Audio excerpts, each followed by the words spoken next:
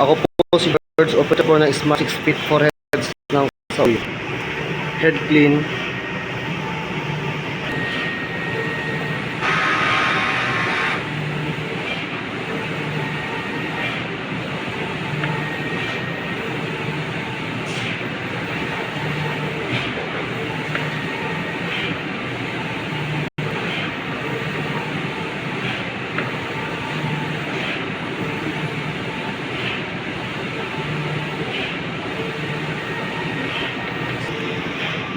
After head clean, punasan ang wiper ng malinis tela.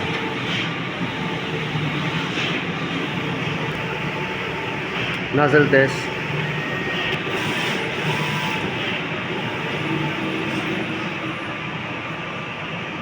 Ito naman po.